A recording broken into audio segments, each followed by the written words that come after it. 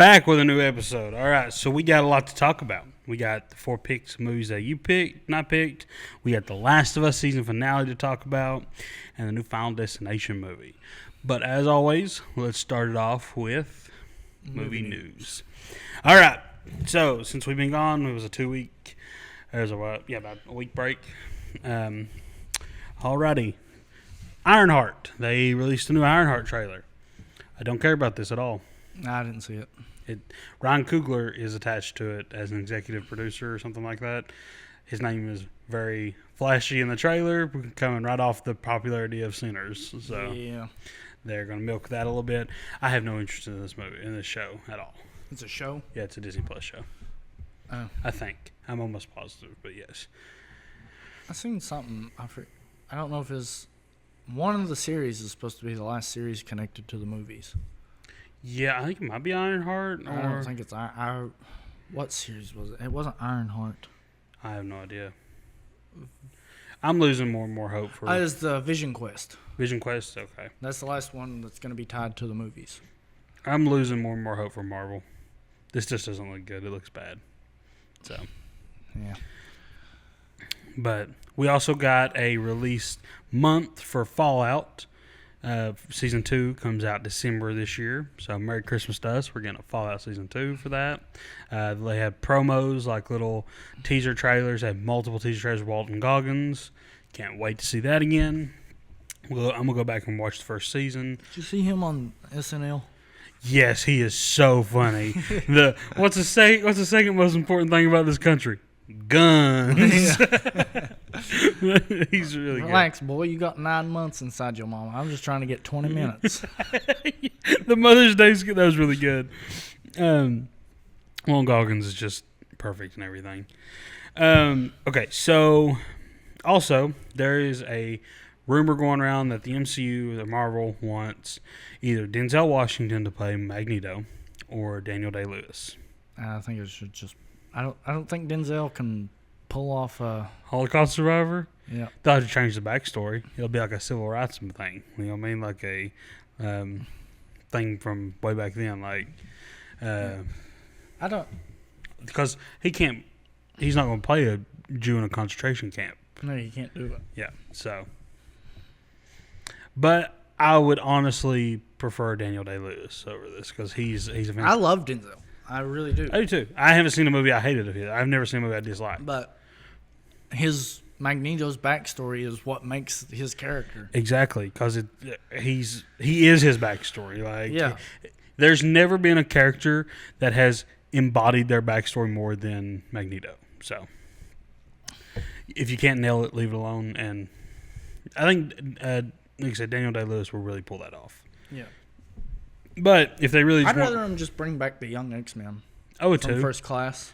I would too. I don't know how I'd feel about a young Charles Xavier. Well, he doesn't fine when he shaves his head.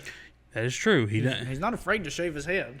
That is true, and he is a fantastic actor. He's a great actor. James McAvoy. Yeah, he's a great actor. I seen him in Speak No Evil, and that was probably one of the best performances I've ever seen in any cinema. Yeah. So yeah, he would definitely. Honestly, they hit it out of the ballpark with First Class and what's that one called? Days of Future Past. They have the young Magneto and the young. Yeah. Michael Fassbender's perfect Magneto. First Class is a great X-Men movie. A lot of people just don't like it because Hugh Jackman's got one short scene in it. I know a lot of people watch X-Men for Hugh Jackman, but come on. Like, he is like the face of the X-Men, but you should be able to watch a prequel to it, you know what I mean? Because like you said, not Days of Future Past, First Class was excellent. It was one of the better X-Men movies in my opinion. Hot take, it was better than 1 and 2 in my opinion. I won't say it was better than 2. That's true. That's a stretch. 2 is really good. 2 is great. You can maybe.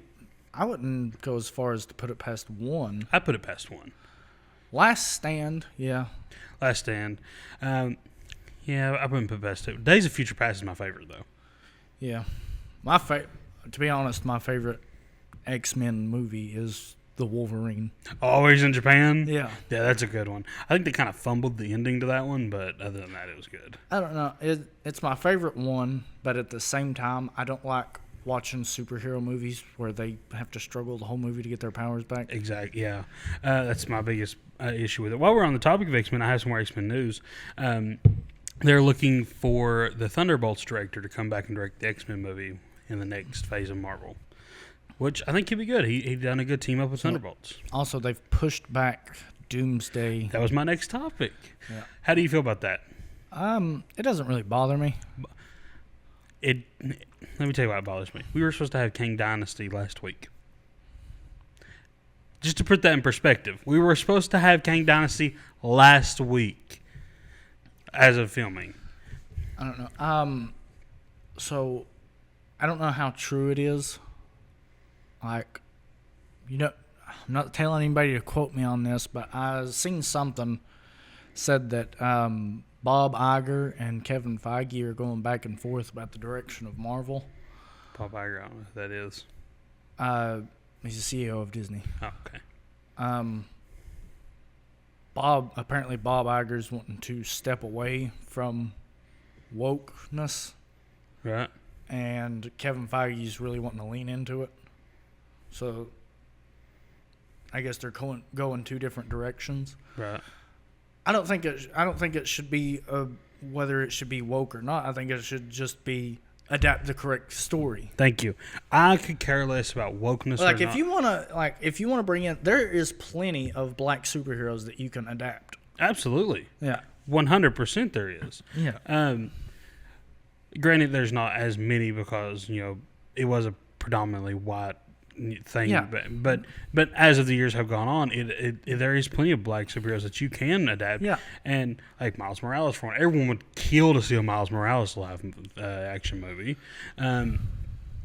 Just like you said, I don't care about the wokeness. I care about them adapting the story accurately.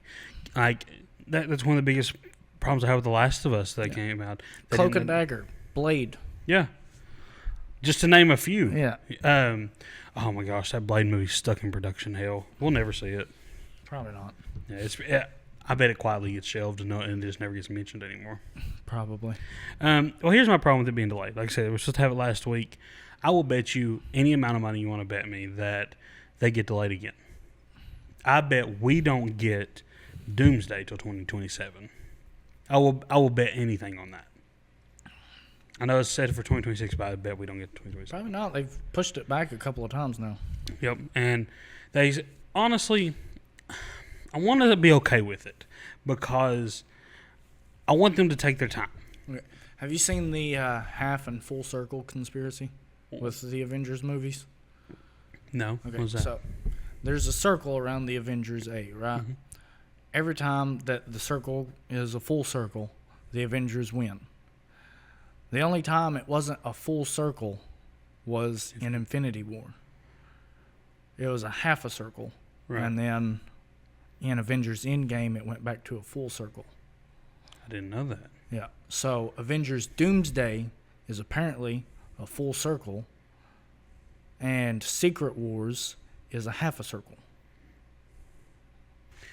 That would make sense because if this theory is accurate, because they did say that they want to start the next phase as a soft reboot for the MCU.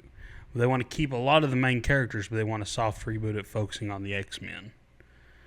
So I could see them a lot of heroes losing in Secret Wars. A lot of them do die in Secret Wars in the comics. Like there's a famous panel where Doctor Doom comes in and just rips Thanos' spine out. Like with his head attached, looking like a predator. Like he's going to kill a lot of people in Secret Wars. I really do believe so.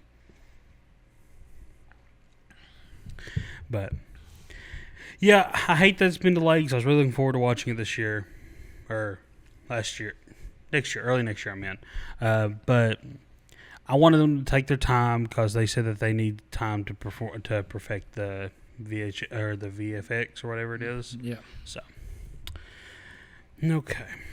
Unless you have anything else you want to say about that. No. Nobody 2. We got a trailer for Nobody 2. I loved Nobody 1. It was great. The guy plays Saul Goodman. I can't remember his name. Bob Odenkirk. Yeah, he is fantastic in this movie. I will say this: the trailer for Part 2 looks a little cheesy. Looks really cheesy. Yeah, he's on vacation or something, ain't he? Yeah. He just has a lot of really cheesy lines.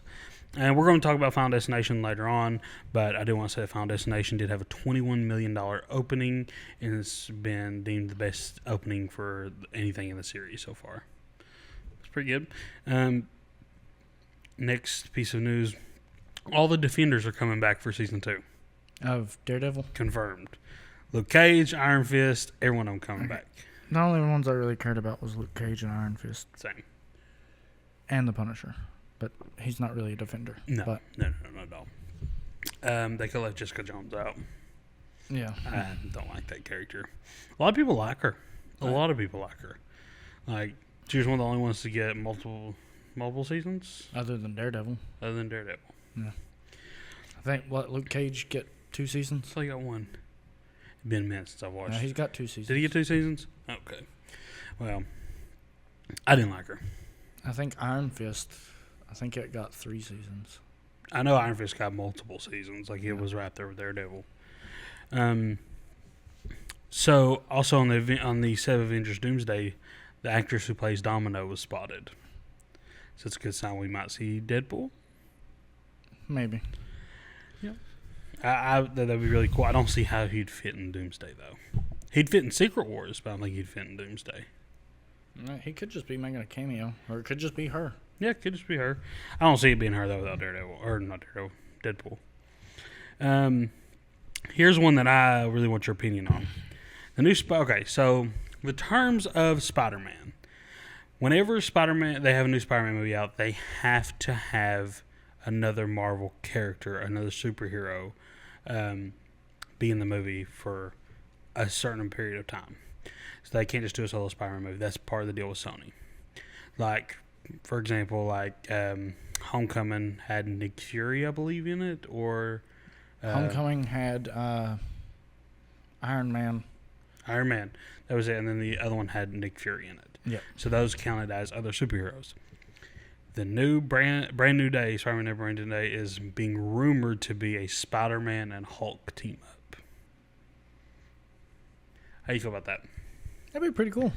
I have mixed emotions about it. I think that they're going to lean into the Professor Hulk thing, and Spider-Man might be trying. Okay, so there's also another famous comic where after Peter has everyone erase their memory of Peter Parker and Spider-Man and all that, Hulk is the only person to remember him because he said Bruce Banner forgot who he was. Hulk didn't. So whenever he hulks out, he recognizes him and he speaks to him. So I hope they do something like that. But then again, Hulk's never interacted with Spider-Man.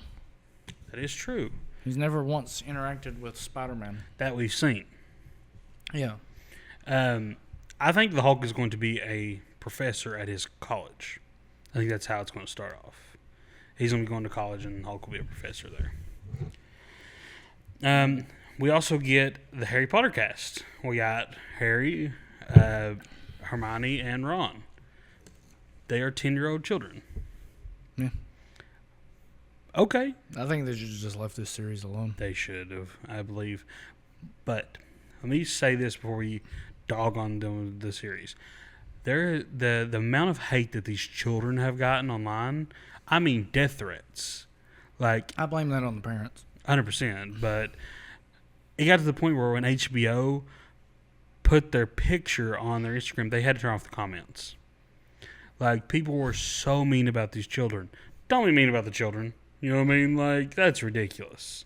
They're just, I don't know what is wrong with movie studios, because you've seen it countless times. Every time they change actors in a popular movie series, not even superheroes movies, they get shit on. Yeah. And you're going to put a 10-year-old child in that. Like, come on now.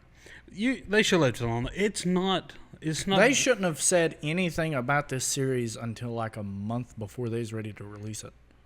Honestly, it probably would have got the same hype We probably got this because nobody's really that hyped for this show. No. A lot of creators I've seen on TikTok and YouTube, they have said that they probably won't watch it. No, I'm not gonna watch it.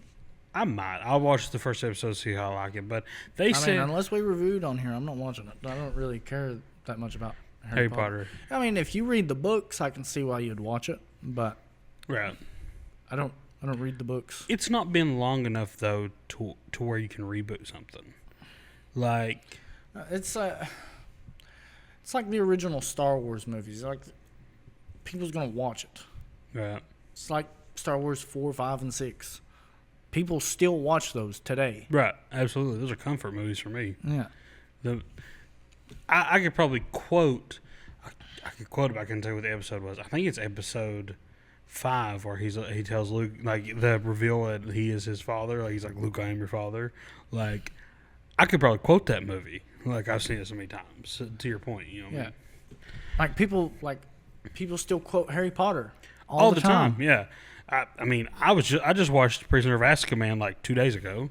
Like, it's a great movie. It's a great series. I love that series.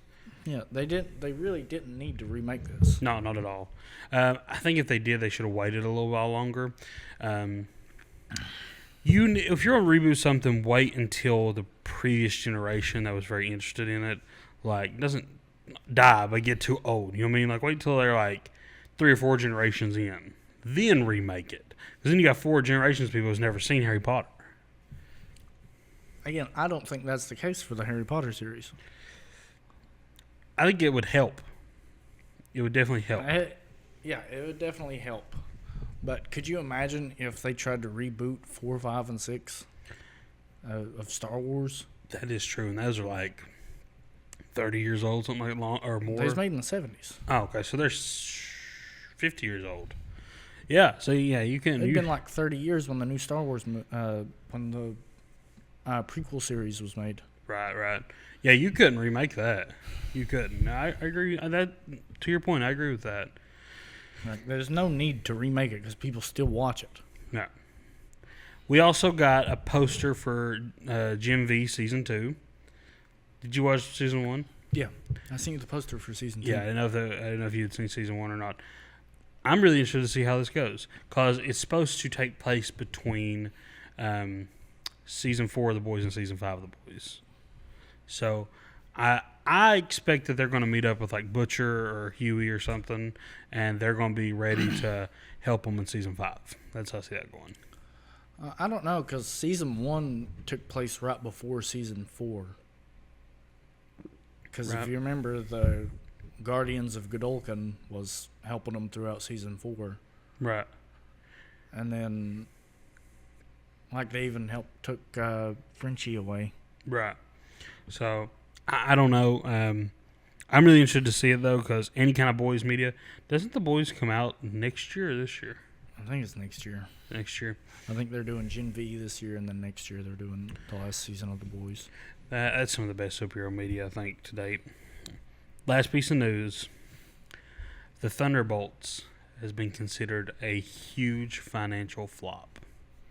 And it was received very well. It was received very well. It made $350 million, which is a low number for a Marvel movie. It took $450 to make. So it lost $100 million. I thought it only took like $100 million to make. From what I read online, I'll try to include the article whenever I edit this, but it said that it was $450 million. That's a lot for a movie. Because Deadpool and Wolverine had way better graphics and shit, and it only costed $200 million. I don't know. That don't sound right. It don't, but yeah, I don't know. It don't. But that don't sound right because I don't think it should be considered a flop though, because it was a decent movie. I thought it was pretty good. Yeah, I enjoyed it. It was the same as Captain America: Brave New World for me. Yeah, same. Like I liked both of them, but. All right, you ready to get into our reviews? I just don't see how that's a flop. I don't either, but like what I'm saying is I don't see how they spent $450 million. No, I agree with you. I don't see where that went either. Because they didn't have any big name actors in that movie. No, I agree with you. Like, they didn't have that many. They didn't have any other superheroes in that movie. I agree with you. That don't make sense. I think it's a lie. I think they're fucking with us. I'll show you the article later. I'm sure there's an article saying that. Yeah. Who's the article by? I have no idea. I can't remember. Maybe IGN. Maybe. It may be. I doubt IGN. it. I do not ever put IGN in movie news, ever. Unless just to make fun of them. So I don't take them as facts ever. So I don't see me putting an IGN article in movie news. But I'll check when we get off here. I don't know. I'm pretty sure IGN said Snow White was one of the best movies ever. They did. That was terrible. Yeah. All right. We're going to start it off with The Last of Us. Rate season 2 for me out of 5. A 2. 2.5. So, you want to start or you want me to? We going over the season or the episodes? We'll go over the finale and the few episodes before that because we didn't review like the episode or two. Yeah. Just tell me what you think in general. Honestly, I did not care about this show after Joel died. I've said it many times before. Ellie, she's stupid. I agree. Like I said, I've never played the games. I don't know if she's that stupid in the games. No. So, here's my comparison for the games. They nerfed her so bad. For example, in the games, whenever Dina tells her, hey, I'm pregnant, she says, I didn't want to be a burden. In the game, she says, well, now you're a burden. You need to go home. And in the show, Ellie said, I'm going to be a dad. So there's also a scene in the show where Ellie's like, oh, we can go home because Dina's pregnant. She's like, we can just turn around. We can go home right now. And Dina has to convince her to keep going. In the game, Ellie's like, no, you need to leave. I need to do this mission. I need to kill this woman. She's so nerfed in the show, dude. And she can't hit nothing. Have you seen her shooting the thing? She can't hit nothing. Yeah, she seems like one of those people that doesn't ever learn a lesson. That is accurate from the game, though. The lesson from the game is that she doesn't learn her lesson through the entirety of the game, and she loses everything for it. So, yeah, because she constantly puts herself in stupid situations that she need not be concerned with. I agree. Like that person getting that Scar who was getting tied up by those arms. She's like trying to go help him. It's like, you didn't have no dog in that fight. You know what I mean? I know you want to be a good person, but there's like what that one dude said. He's like, there's 4 of them. You couldn't have done nothing, no how. Yeah, and she just left Tommy. Jesse goes to help Tommy, and she's just like, yeah, you know what? I'm gonna go on my own. Yeah, that's so bad. That's so stupid. So what? What do you think about her killing that pregnant lady? I did appreciate the gun accuracy on that. What do you mean? Except for the little slice on the neck. That's not how it would have looked. Right. But usually when there's a big gunfight or something and there's somebody standing behind somebody and they get shot. It doesn't go through them. Yeah. Like, she shot that dude in the neck and he was just standing there, and that one girl was fine. And I was like, that's not what would have happened. And then he falls down and there's a bullet hole in the thing behind. I was like, okay. It's a little more accurate. Yeah. And then she had a little cut on her neck and it starts bleeding. I was like, all right, that's not as accurate. But I appreciated that too, because a lot of gunfights in movies and stuff, they hit the person and they stop. They don't go right through. You're like, I think one of the biggest ones that makes me mad, the one I think about the most when something like that happens in a movie, is Road to Perdition. When he's looking out the window, and then you just see blood splatter all over the window. Like, it would have broke that window. Yeah. I mean, if it's really coming out like that, it would have broke the window. No, I get you. Yeah, 100%. I knew you were going to say that when you said Road to Perdition. I knew that. What gets me, that's the only thing that really pisses me off about the John Wick series. I think they're perfect movies. and they try to be as accurate with guns as possible. But there are scenes where John Wick or whoever else is grabbing people and using them as a human shield for bullets. Well, my justifying for that is he might not be the only one with that special bulletproof suit. Yeah, maybe not, but it's still it's aggravating to watch. Every time someone uses a human shield in a movie, I think the same thing. I'm like, that's not how that works. You would have been just as hurting. Yeah.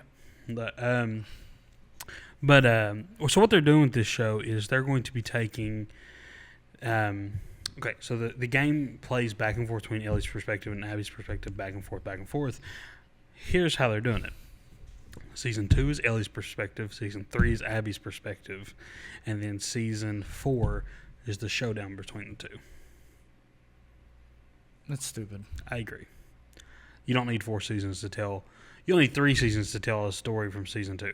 And I'd be okay with it if they were doing it justice. But this whole second season has shown me that they do not care about the movie. They don't care about the source material. They don't care about these characters. They are ruining this show. Season 1 was fantastic. Season 2, they are bombing it. No, they saw how much money they could make off Season 1, and they was like, we only got 2 games. Milk it. Exactly. I 100% agree with that. I agree with that. Hit me. I agree with that. I haven't played the game, so. Right. No, really you're right. like that's a fair dink. But. No, it's a fair dink because you accurate. You right on that, homie. They milking the absolute. Because I really enjoyed Season 1. I did too. Like, so everyone complains about the part 2 of the game, and I complained about it too. But here's what they did with the show. They took everything you like about the part 2 of the game and made it just as bad as the bad parts. Does that make sense? It's like, oh, we know you liked this, this, and this in the game. Let's change all that. And let's make you hate the show just as much as the game. So yeah, I think this is bad, and I don't care for Bella Ramsey as Ellie. The more I watch her, and nobody does. Yeah. Nobody likes her as Bella. Nobody likes her as Ellie. But I know she's tired of hearing about it too, because I read a report that she turned off her social media. Well, they shouldn't bully her for it. It wasn't her fault, but she's just an actor out here getting paid. You know what I mean? Yeah. And she, honestly, she's doing the best job she can. I feel like. One thing I feel like I do not feel like it's her fault. I mean, no. You get offered that much money. I don't know how much money she's getting, but it's a lot more than I'm getting. right. But to be in a show, then yeah, I don't blame you for taking the part. Absolutely. But she just doesn't look like the part. No, not at all. She said that Abby looks more like Ellie. She does. Abby looks a lot more like Ellie. They could have used her, but no, they didn't. I think that's why they casted her as Abby, is because I remember I didn't watch Season 1 until Season 2 was getting ready to come out, but I remember people saying, why didn't they cast this girl? Yeah. And it was her. So, also, that, you know how it ends on with a gunshot like that?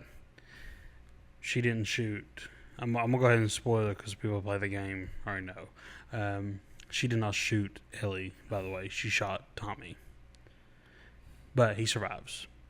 He took a gunshot to the head and loses an eye.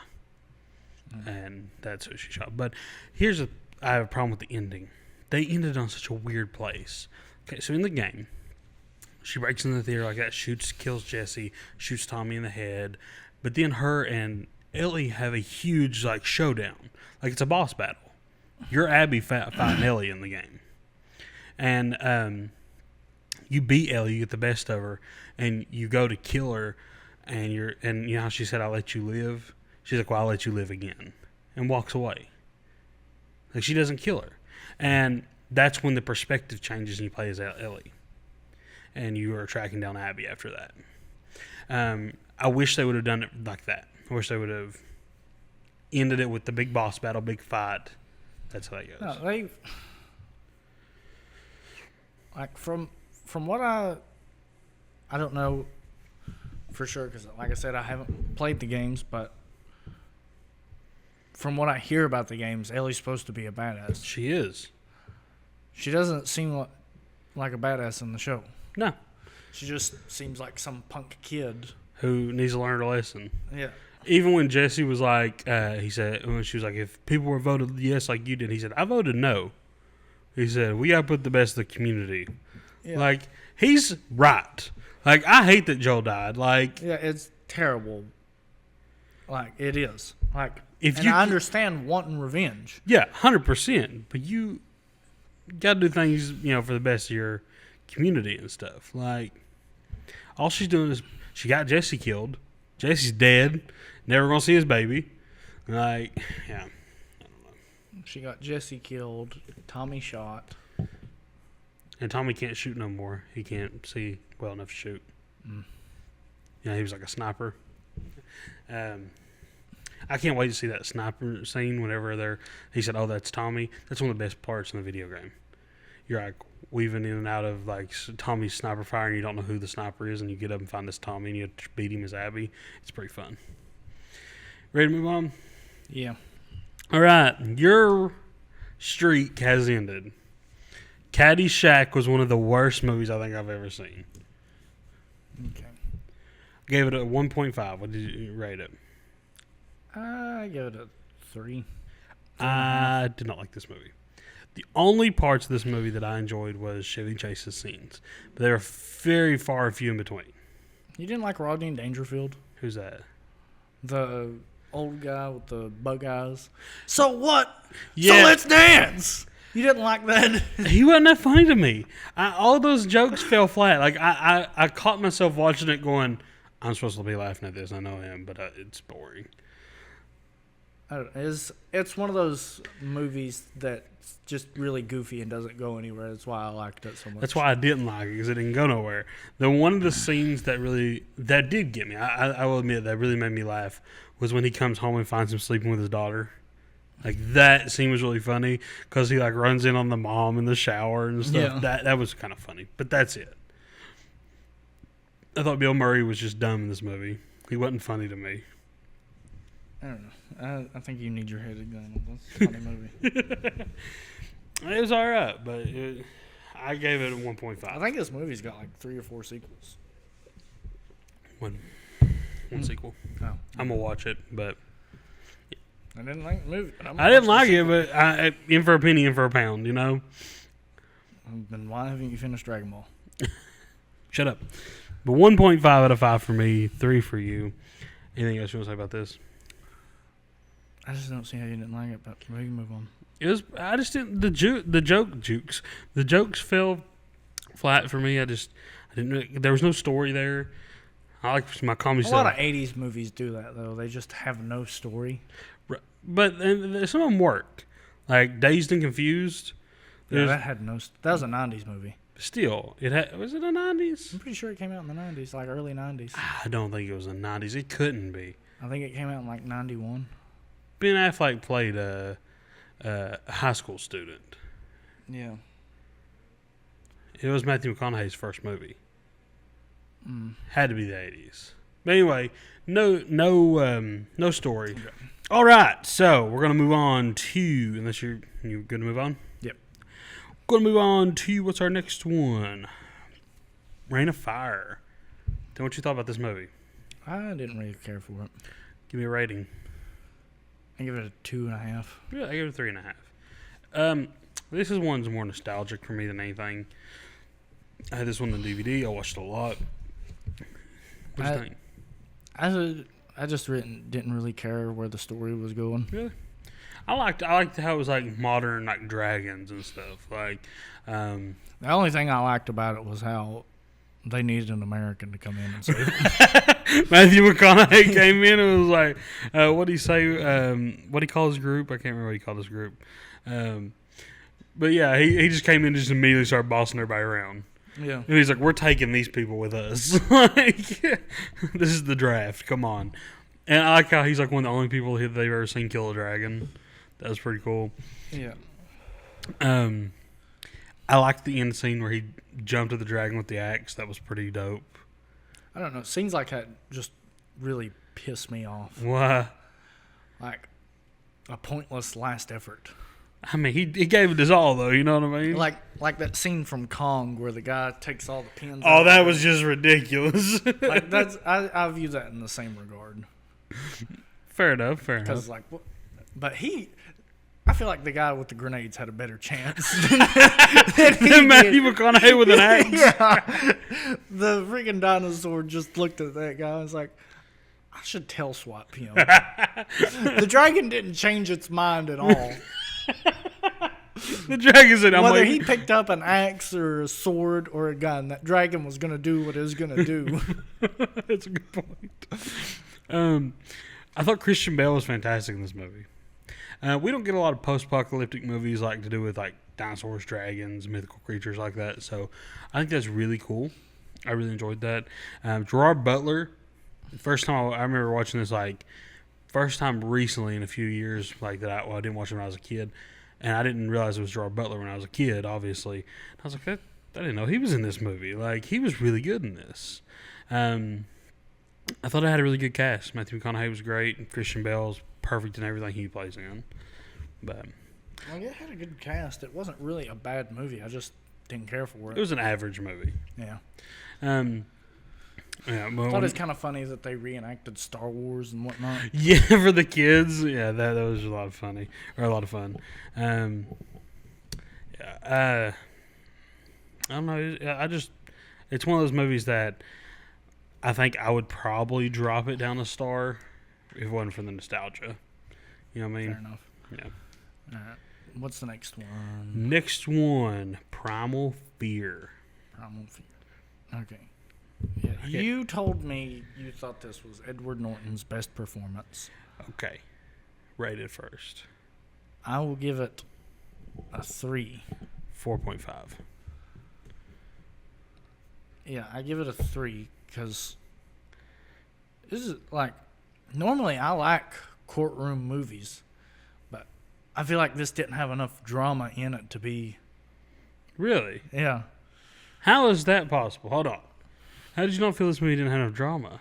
I don't know. There just wasn't enough yelling and stuff, and the climax of the movie was right at the end.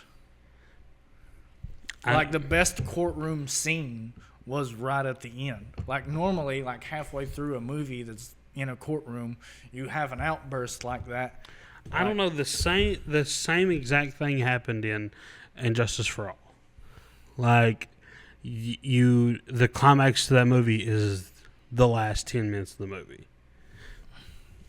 And it worked out, you know what I mean? I think I kind of see this movie in the same sense. I don't know. And then I kind of saw the twist coming. I was like, he's not two people. I didn't see it coming. I'm not saying I nailed it right on the head. I was sitting there tapping it. I don't think he's two people.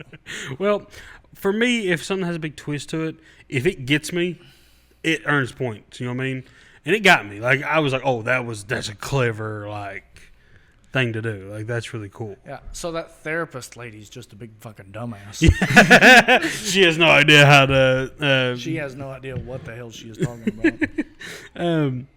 I thought what got me though, what really put me as one of his best performances to me, is the scene where he's talking to him and what's his alter ego's name's supposed to be Roy or something. Yeah. When Roy comes out and starts grabbing him and throwing him against the wall and smacking himself, and that really I was like, okay, if someone can flip their switch like that, even acting acting like you can flip your switch like that, to an extent like Edward Norton did in this, I thought that was fantastic. I'm not saying he was bad acting in this movie. He was really good. Edward Norton is one of those actors that's always really good. That is true.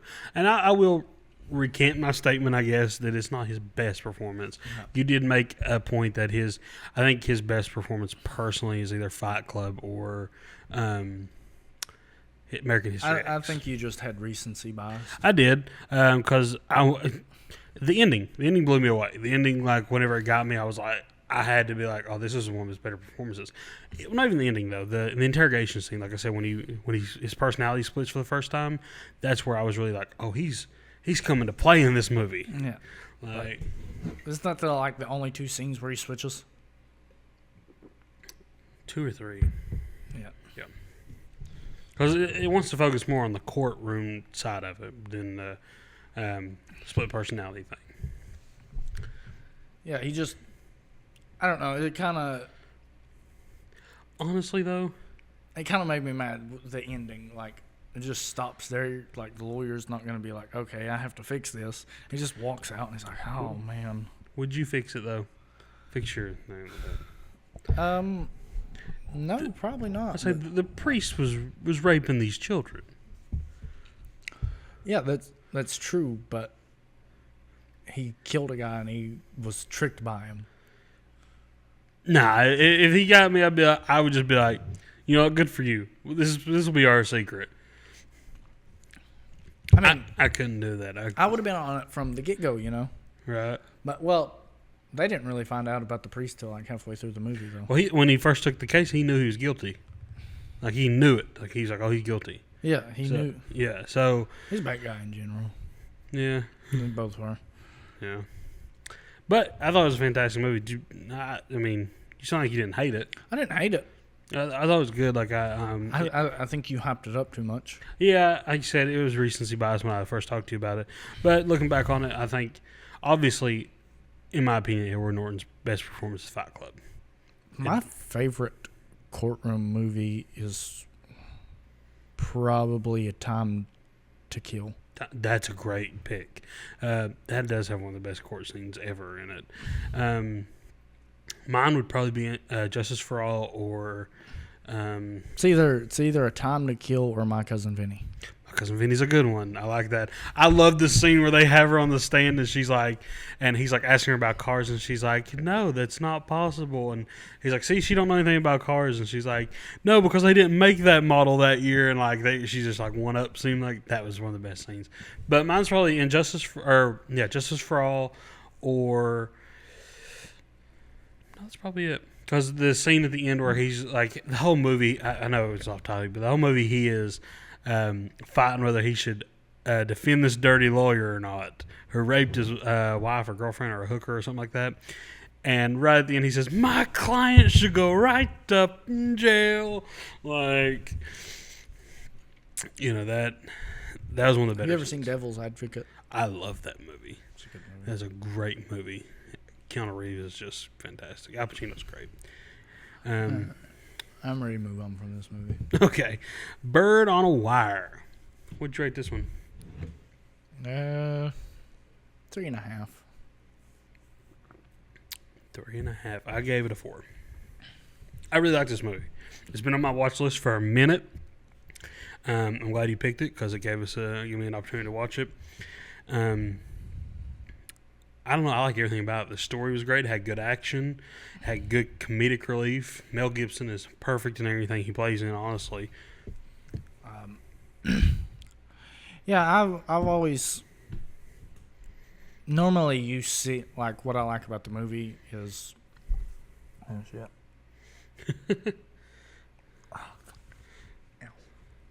You okay? I just got a sharp pain in my head. Thinking too hard. This is the part where Dylan dies on screen. Don't give us to CNN. It goes to a local news network, damn it. Think locally. Buy locally. Buy locally.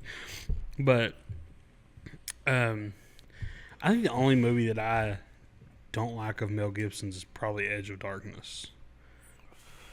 Which one's that? That's one where his daughter is like shot on his front doorstep. Oh yeah, I like that movie. I mean, it was all right. I gave it like a 2.5, and I watched it, but it was like average for me. Yeah, I'm not saying it was the best. I just watched it like last week. But anyway, yeah.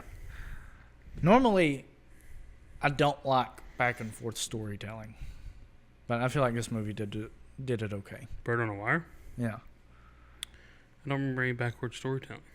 Like, well, they had to go back. They didn't show him going into witness protection or anything like that. Right, they didn't show him, but they told it. Yeah. Yeah. They Yeah, and he went and talked to old, like, contacts and stuff like that. I thought honestly, the comedy in this was really good. When she first sees him at, like, the gas station or whatever. And he just played it off. Yeah. And she's like, did you have a tattoo? And he pulls it down. There's an obvious scar there. And it's like, yeah, that's a little fishy. But Yeah. No, I got... he said he got shot in Vietnam or something like that. She's Yeah. like, no. Honestly, it was a fantastic movie. Really good pick. Yeah, I remember you tried to prank me that you didn't like this movie. It's like, that, no. Yeah, because I was going to tell you I didn't like Caddyshack, but I was like, it'd be funny if I told you I didn't like Bird on a Wire. Yeah. I like Bird on the Wire better than Caddyshack. Yeah, a lot better. But I just thought it'd be funny. But I don't have anything else to say about it. It's a great movie. Yeah, it was a pretty good movie. Yeah, I'm done with it. If you're done with it, okay. Now here's the big one we're going to talk about: Final Destination Bloodlines. Give me your rating for it. I give it a 3.8. Give it a 4. What'd you think about this movie? I think we can both agree our biggest problem with the movie. Give me a second to think about it. But yeah, I enjoyed it. My biggest problem was the CGI. I agree. That was my biggest problem. It had one practical kill that I could see, and it wasn't entirely practical. It was the daughter. Yeah, spoilers ahead, by the way. Yeah, the daughter. Yeah, no. Because that did look kind of practical. Yeah. So, also, we was talking about it in the movie theater, how can't show kids dying. Oh my gosh! So we were on the way, or we were in the theater. Or we were on the way to the theater. It still technically did not show a kid. It 100% showed a kid die. How did it not? It showed him getting squashed by a piano. Okay. So, for it to show a kid die, you can't just cut it. You know what I'm saying? Yeah. Like, it can't be like it has to actually be the kid dying. It just showed a kid and then a piano in place where he was with blood everywhere. Oh, that's such a stupid... I know, it is stupid. Like, technically, it showed a kid die, but technically, it did not. There's loopholes to this rule. Just like any other rule, there is loopholes to it. Fair enough. So, in ranking to the other Final Destination movies, I'll probably put this as my second favorite Final Destination movie, right behind Part 2. I don't know how you feel about it, but the story was all right. Like, it had a stronger story than 4, 5, and I'd possibly say 3. But what do you think? It's been a while since... I tried to rewatch them all, but I only got through the first one. Yeah. So it's been a minute since I've seen the other ones. Actually, I watch them every year. I do 30 Days of Halloween and watch new horror movie or not. For the first 5 days, I watch Final Destination. Okay. Did you hear that one of the screenings of Final Destination, the roof caved in? I would know. I'd never go back. I would never go back. I'd take that as my sign that death is after me. But the story was good. I thought the characters had really great chemistry. I watched how they did the oldest brother's kill. Which one was that? With the wheelchair, sucking him into the thing. They used 2 people for that. Well, yeah, it was a 2-person death. No, for him getting sucked into it. Oh yeah, well that makes sense. The upper half one, yeah. That was a wild kill because the other brother comes in and he has the magnet, he has the piercing, and oh god, that was wild. No, I just killed myself before. I like how the tattoo parlor, like whenever he gets the hook in the nose and he's strung up by the fire and all that. That was just a freak accident. Yeah. That was just, like, we all thought, oh, that's death coming after him. No, it was a freak accident because he was adopted. Yeah. He's not affected by it. I love whenever the mom's like, your real dad is whatever this guy's name is. And he says, is that why you always wanted to play catch? Those are the best parts of the movie. That's why he was always trying to play catch. Like, shut up. Oh my god. The lawnmower scene was really good too. Yeah. I thought the grandma's death was kind of pointless. Yeah, it was super pointless. Yeah, she was just like, seeing is believing, and just steps back, like. Yeah. Yeah. But you don't go to watch Final Destination for the story, for the characters. You go to watch them die. There's never been a Final Destination movie where they actually survive. They're either killed in the next one or killed off screen and told about in the next one. What do you think about the ending to this movie? To be honest, I thought that was a pretty stupid death. The train derailment? Yeah. I don't know. It was the same Penny that was going to cause the grandma's death, and it caused her grandchildren's death. I thought that was very cool. Yeah, I guess. Here's my thinking, though. I don't know if it was you who told me this. I don't see how a penny can derail a train. I don't either. Well, that's always why they tell you not to put coins on the tracks. You know, people put coins on the tracks around here to flatten them. Yeah, but the train actually flattens them. It doesn't derail the train. I don't know if it was you who told me this or someone who went to the theaters and watched, but I'm starting to believe this theory that the ending where they're killed by the train is just a premonition. Because if you notice, the train killed everyone there. It took out houses. It killed other families. I feel like that's someone else's premonition. And that's how the next movie will open up. Maybe. Because we're going to get another one. This one made stupid amount of money. I mean, it's not the first time they've looped in another movie like that. Right. Because in the end of one of them was the beginning of the first one. End of part 5 was the beginning of part 1.